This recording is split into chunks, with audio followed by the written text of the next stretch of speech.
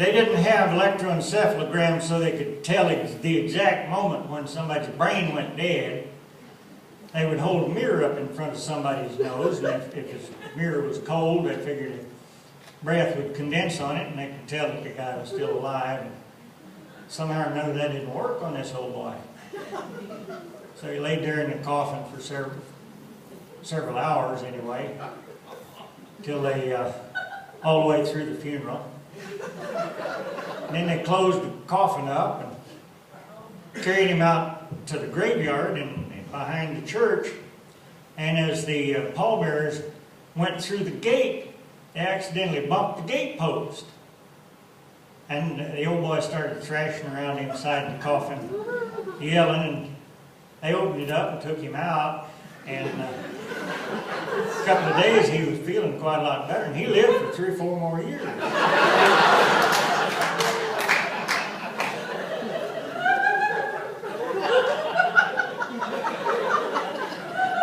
And then he died again.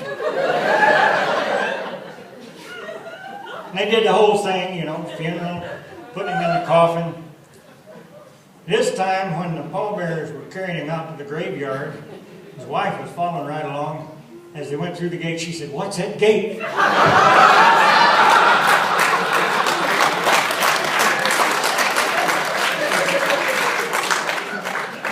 Well, anyway, a lot of the congregation at that funeral of the old boy where the editor of the Peerage Graphic was attending, they came up to the editor and told him how much they enjoyed reading that obituary. It was the best obituary they'd ever read, not because so much of the way the editor had written it, because of who it was. And so he got to thinking about that. He thought, "My golly, I think I can sell more papers." He decided to write a sequel to it. Only thing was, he never had written a sequel to an obituary before, and he had trouble coming up with a title. He thought about it. Finally, he decided he'd look at movie titles. Been lots of movie sequels, and maybe that'd give him an idea about what the title of this old boy's obituary. And so he tried obituary 2.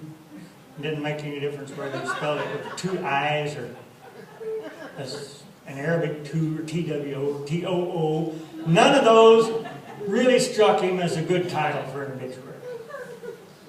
Then he thought, "Obituary rides again." And then, no, that was ridiculous. The return of obituary.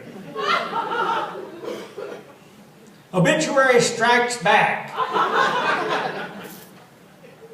None of it worked until finally he hit upon just the perfect title.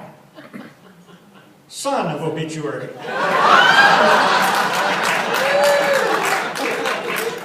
So I haven't finished telling you about the little church at Clantonville, but I about run out of time in this first half, so I'll tell you the other half later.